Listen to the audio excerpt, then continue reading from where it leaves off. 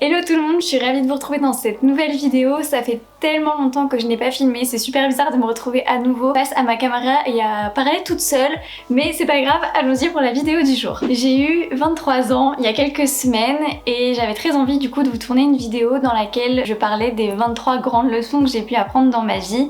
N'hésitez pas, vous, si vous en avez d'autres, à venir compléter dans les commentaires. J'espère que ça vous plaira, ça me ferait très plaisir qu'on échange là-dessus, juste en dessous. La première leçon que j'ai apprise, c'est que le temps guérit vraiment tout. J'ai mis du temps avant de comprendre ça, mais je me suis rendu compte que en étant patient, en étant résilient et en étant courageux, on pouvait vraiment venir cicatriser des blessures en nous qu'on pensait pourtant insurmontables, et avec du temps, elles finissent par devenir plus légères. Et je vous jure que la phrase il faut laisser le temps au temps, je la trouve de plus en plus vraie, et je me rends compte que en grandissant, en évoluant et en prenant du recul aussi sur certaines choses, on finit par vraiment guérir les blessures, même les plus profondes, et ça du coup je trouve que c'est assez rassurant de savoir qu'on pourra toujours s'en sortir. La deuxième chose que j'ai appris, c'est que on projette sur les autres notre propre réalité et vice versa. C'est très important, le vice versa. Quand je juge les autres, que ce soit en bien ou en mal, au final c'est moi que je juge ou que j'aime. Je trouve qu'en prendre compte c'est super intéressant parce que ça permet de prendre du recul par rapport aux critiques qu'on peut recevoir ou aux jugements que nous on peut émettre, même si aujourd'hui les échanges vont très vite, donc c'est facile de lancer par exemple un jugement, même s'il n'est pas négatif, mais de lancer un jugement à quelqu'un. Je trouve que c'est un premier pas déjà d'en avoir conscience et de se dire maintenant je le fais consciemment, et le but c'est après de ne plus le faire du tout bien sûr, mais c'est déjà un premier pas et ça permet voilà aussi de prendre une petite distance. Par exemple quand vous recevez quelque chose qui vous fait mal, de vous dire en fait ça n'a rien à voir avec moi mais ça a tout à voir avec la personne en face. Donc voilà, je trouve que ça m'a beaucoup aidé aussi de me rendre compte que quand je juge les autres c'est moi que je juge, et quand les autres me jugent c'est eux qui le jugent en fait. Troisième point, il ne faut pas confondre forcer et persévérer. Je m'explique. Forcer, ça va être exercer une pression de manière assez excessive quand même sur une personne ou sur une situation, c'est-à-dire qui va dépasser en fait les limites que vous êtes fixées ou que la personne ou la situation vous a fixées. Persévérer en revanche, c'est mettre en œuvre des actions dont la patience entre autres pour arriver à vos fins. Alors je suis à 100% pour la persévérance parce que je trouve que c'est super important de savoir être patient, de savoir ne pas lâcher, de savoir saisir les opportunités qu'on a. Par contre, je pense aussi que c'est très facile de basculer de l'autre côté. Pour savoir si vous êtes toujours dans la persévérance ou si vous avez plus tendance à aller de l'autre côté et donc plus dans le forcing un peu, demandez-vous comment est-ce que vous vous sentez face à cette situation. Est-ce que c'est toujours quelque chose qui vous rend heureux ou est-ce que quelque chose qui vous rend plutôt malheureux? Et une fois que vous aurez répondu à cette question, vous saurez tout de suite où vous vous situez. Quatrième point, on ne peut pas savoir à l'avance si un événement va être positif ou négatif, et d'ailleurs il est rarement ou tout l'un ou tout l'autre. Pour moi, c'est important de se rappeler ça parce que du coup, même dans les moments qui sont un peu plus compliqués à vivre, je me dis qu'en fin de compte, même si à l'instant T, c'est pas forcément agréable, dans le futur, il y a de fortes chances que ça m'apporte quelque chose de positif, que ce soit une prise de conscience, un changement qui va me permettre de vivre plein d'autres expériences et j'en passe. Mais du coup, ça m'aide à me dire de savoir qu'au bout du tunnel, il y a de la lumière. Donc voilà, ne vous précipitez pas en vous disant c'est un événement négatif, ça me fait mal, c'est forcément un truc négatif. Non, pas de panique, des fois ça fait mal sur le coup, mais en fin de compte, à l'avenir, ça va nous apporter beaucoup de choses. Et n'oubliez pas que tout arrive pour une raison.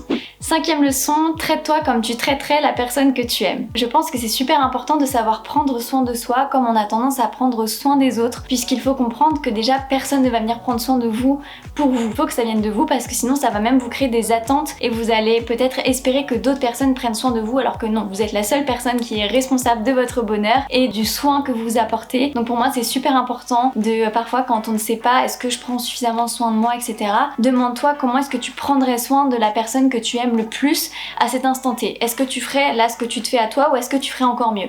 Si tu ferais encore mieux, ça veut dire que là tu peux mieux faire. Sixième point, il n'y a pas de bon ou de mauvais timing, il y en a juste un, est-ce qu'on décide d'en faire? Je m'explique. Je ne pense pas que le bon ou le mauvais timing existe. Je pense que quoi qu'il arrive, tout arrive toujours au bon moment et que quand justement quelque chose arrive dans notre vie, si on a envie de saisir l'occasion, même si on a l'impression que c'est pas vraiment le bon moment, il faut un peu apprendre à surfer sur la vague, à s'adapter, à être flexible et à voir un peu aussi ce que ça peut nous apporter. Quoi qu'il en soit, je pense que tout est toujours parfait, que l'on vit tout ce dont on a besoin de vivre à un instant T, même les mauvaises choses. Ne soyez pas trop dans est-ce que c'est le bon moment ou pas, si vous en avez envie, foncez et voyez ce que ça donne. Je vais faire ça tout le temps maintenant.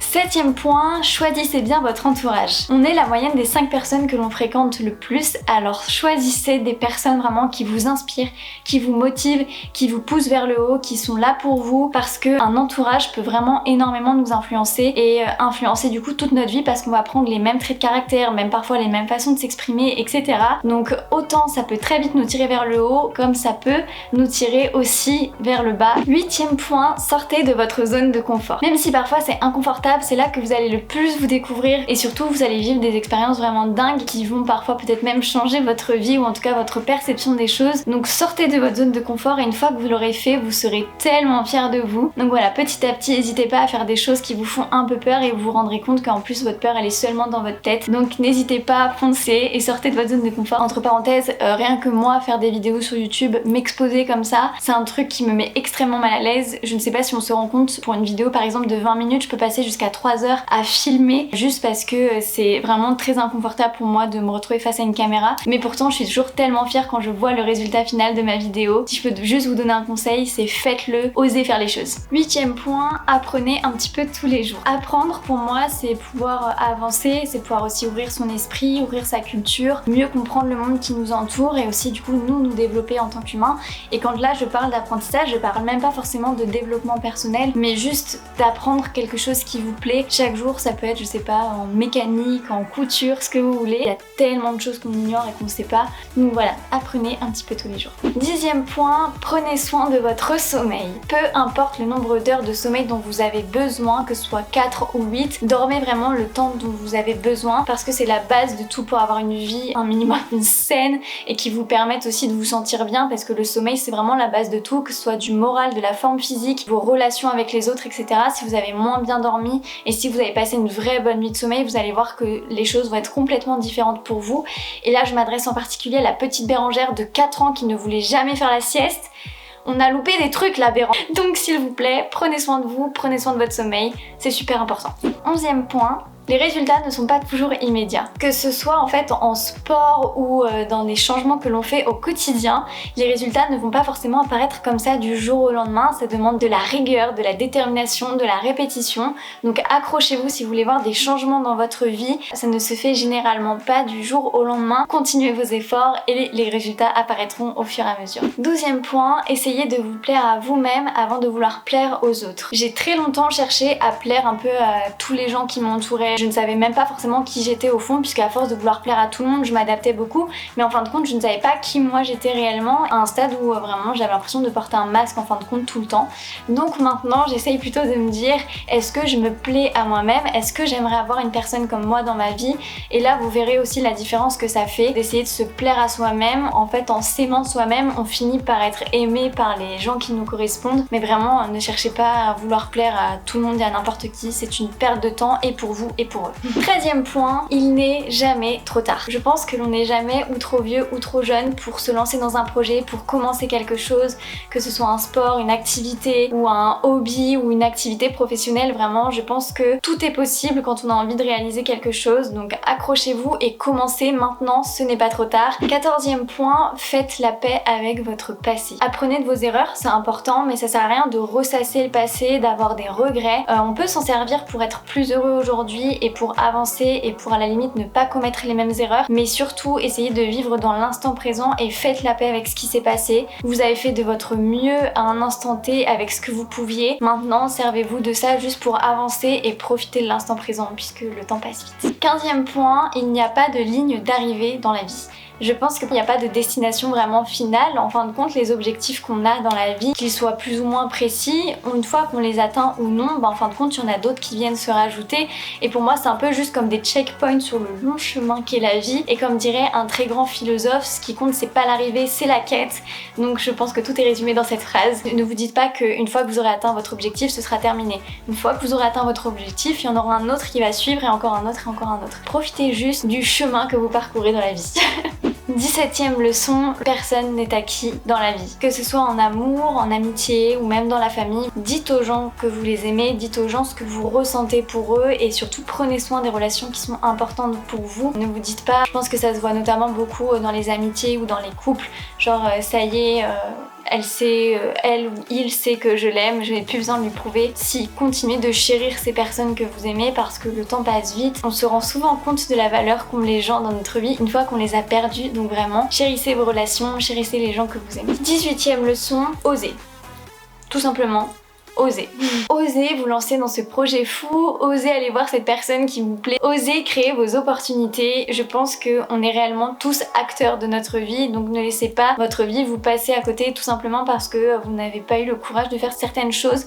Lancez-vous et dites-vous qu'au moins, même si ça marche pas, vous aurez essayé et que vous aurez pas de regrets. Croyez-moi que en plus parfois vous pourrez être vraiment surpris des résultats. 18e leçon, soyez reconnaissant de votre vie. Que ce soit dans les bons ou dans les mauvais moments, soyez reconnaissant d'être là où vous en êtes dans votre vie. Soyez reconnaissant d'être qui vous êtes, soyez reconnaissant de tout ce que vous avez pu vivre jusqu'à présent parce que réellement, croyez-moi, quand vous avez de la gratitude pour ce qui vous entoure, vous avez un regard complètement différent sur votre vie et je trouve qu'on devient du coup plus vraiment passif à regarder un peu ce qui se passe dans notre vie, mais on devient vraiment proactif et on devient vraiment acteur de cette vie-là et ça fait du bien de se rendre compte qu'on a des belles choses dans notre vie, qu'on a créé ça et comme je l'ai dit dans le point juste avant, c'est souvent une fois qu'on a perdu des choses qu'on se rend compte de la valeur. Donc n'attendez pas d'avoir perdu justement ce que vous aimez pour vous rendre compte qu'elles ont de la valeur et soyez reconnaissant pour tout ce que vous vivez et pour là où vous en êtes dans votre vie. 19e point, personne ne se préoccupe de vous. On a toujours très peur d'être jugé par les autres, enfin je dis on.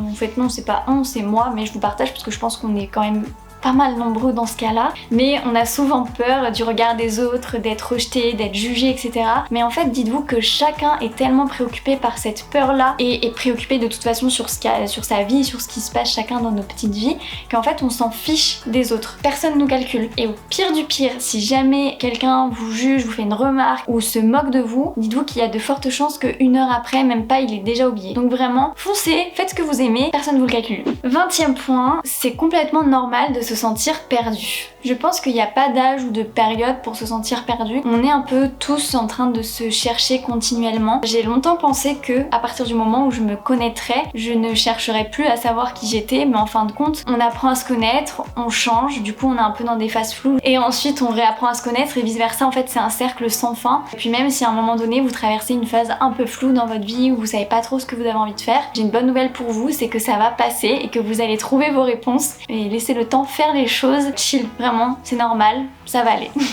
21e leçon, tout arrive pour une raison. Que ce soit le positif ou le négatif, je pense que tout nous arrive pour une bonne raison. Que ce soit les gens qui entrent et qui sortent de notre vie, les événements qu'on peut vivre, etc. Je pense qu'on a juste toujours quelque chose à tirer de chaque chose qui nous arrive. C'est souvent dans les moments négatifs qu'on peut avoir du mal à se dire ok c'est normal, il y a peut-être juste un truc que je dois apprendre. Donc voilà, vraiment, juste posez-vous et demandez-vous qu'est-ce que je dois apprendre de cette leçon. Et ensuite, une fois qu'on a compris, on avance et on continue. La 22e leçon, c'est une phrase que j'ai entendue en formation il y a pas très longtemps et qui était si on veut faire pousser un arbre, il faut savoir élaguer. En d'autres termes, qu'est-ce que ça veut dire? Ça veut dire qu'il ne faut pas s'éparpiller, que de temps en temps ça fait du bien de se reconcentrer et de se refocaliser sur ce qui est important pour nous et sur par exemple un projet en particulier, un objectif que l'on a. Le risque justement à un peu trop papillonner autour, c'est de se perdre et d'avoir plein d'éléments parasites qui vont en fin de compte nous empêcher d'arriver là où on a envie d'aller. Dans ces cas-là, posez-vous et prenez le temps de faire un peu le ménage autour de vous, que ce soit dans vos habitudes, dans votre environnement, dans certaines de vos relations, 2-3 trucs qui vont pas, etc. Et prenez le temps de vous refocaliser pour pouvoir mener à bien vos projets. Dernière leçon, vivre dans le manque de quelque chose et dans le désir d'en avoir plus, c'est complètement différent. Vous n'allez pas du tout être dans la même énergie selon la polarité que vous allez choisir. Si vous êtes plutôt dans le manque, vous avez tendance à être beaucoup plus frustré et donc à vous focaliser plus sur les problèmes et donc par conséquent vous allez avoir plus de mal à vous en sortir. Tandis que si vous êtes dans le désir d'avoir plus de quelque chose, vous allez plutôt être orienté solution et donc du coup ça va être beaucoup plus simple et l'énergie que vous allez dégager ne va pas du tout être la même selon la polarité que vous allez choisir. De m'être rendu compte de ça, ça me permet de voir les choses assez différemment. Je trouve que cette leçon en fait elle vient un peu tout regrouper. Dans ces cas-là je me demande pourquoi est-ce que j'ai de la gratitude dans ma vie, qu'est-ce que je veux avoir, quel est mon désir derrière ça et ensuite qu'est-ce qui est important pour y arriver. Je trouve que ça permet en fait de sortir d'un cercle un peu vicieux et donc là être dans le désir de, on va se sentir plus énergique et on va avoir plus de facilité même nous à trouver des solutions pour aller vers ce qu'on veut. C'est tout pour cette vidéo, j'espère qu'elle vous aura plu. Encore une fois n'hésitez pas à me dire en commentaire s'il y a vous des leçons ou une ou deux leçons comme ça que vous avez appris dans votre vie et qui sont importants pour vous. J'ai hâte de vous lire et je vous dis à très vite pour une prochaine vidéo. Bye!